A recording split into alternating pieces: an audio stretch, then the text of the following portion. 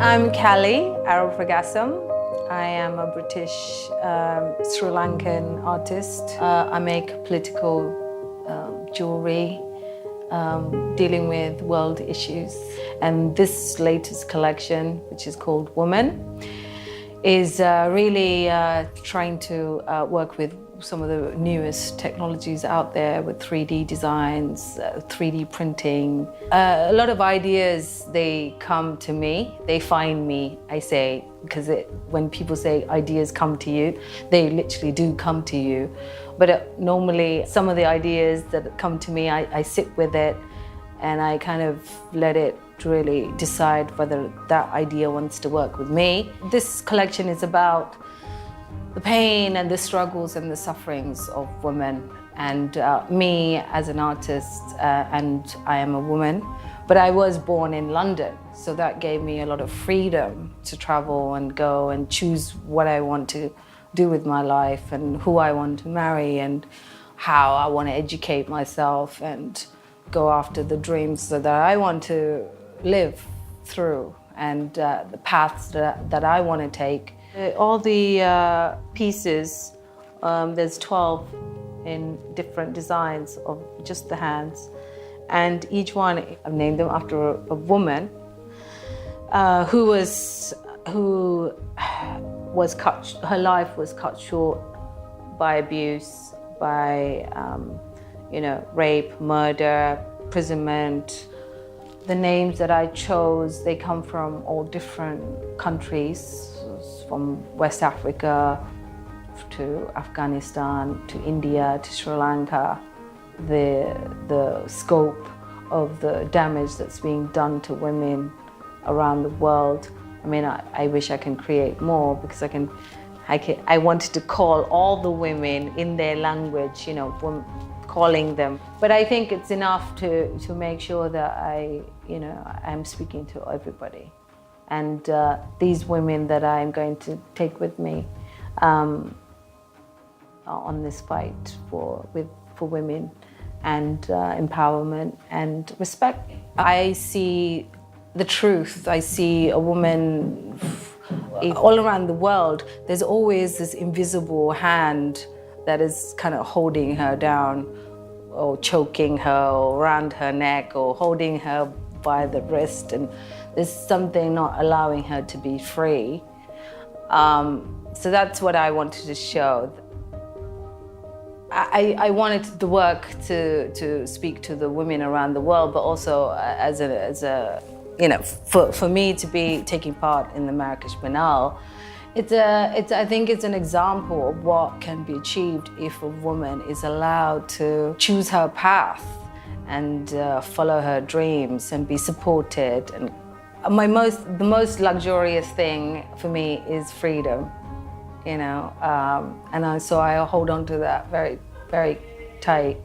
These are the scans of my my partner, because it couldn't have been any random London taxi driver's hands.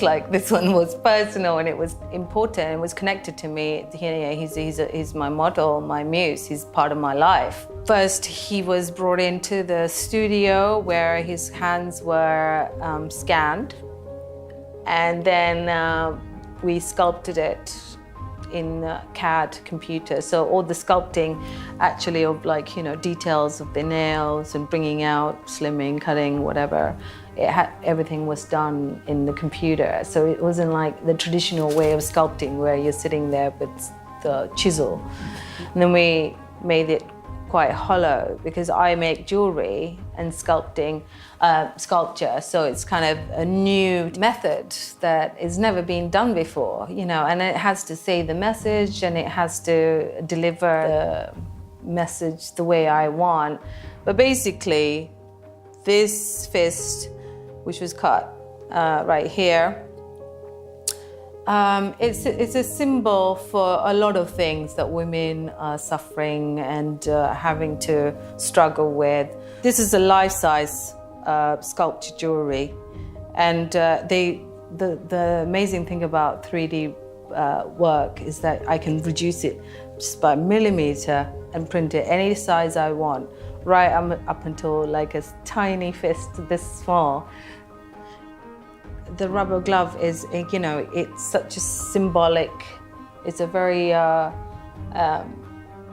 universal object that all women are aware of. You know, it's something that everybody around the world is familiar with.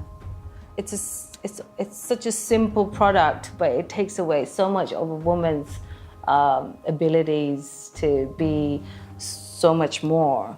So this series of work is just the beginning. First it's the hands, and then it goes into different ways I can explain what I feel about the way things are for women.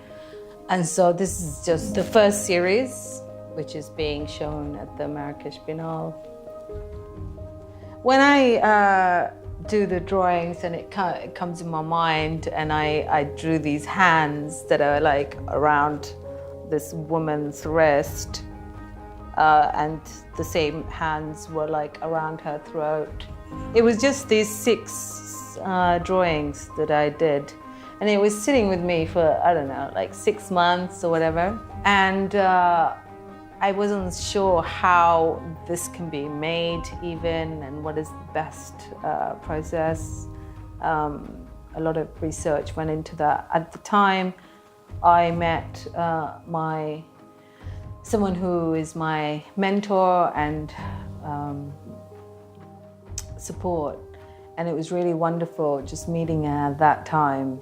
The idea that came to me, it also brought, you know, my investor, sponsor, Grace Jones. And it couldn't have asked for a better or a more powerful woman than Grace to really back this up, to support it. And there were times where I would just, you know, as an artist, you kind of question, you know, what is this? Is anyone even going to? I completely, you know, I got the best support from her. When you have that kind of support, there's really no reason or excuse not to do it.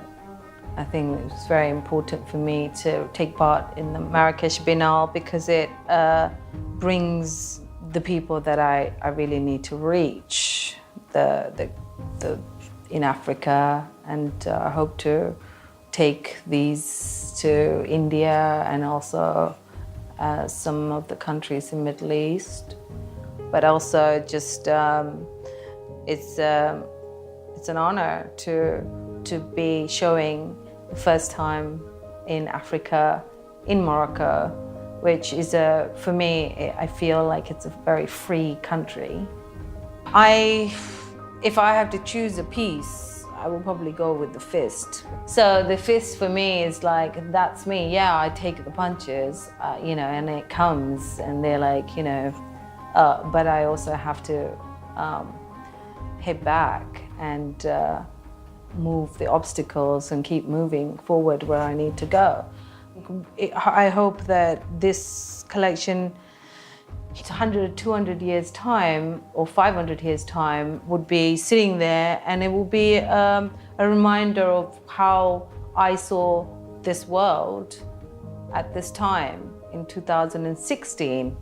You know, this is after the feminism, this is after all the social media and internet and everything else. For me, you know, the pain and the suffering, seeing women abused as victims, being unable to do anything that I don't understand it. Why are we doing that? You know, why is that this way? And that's what it is.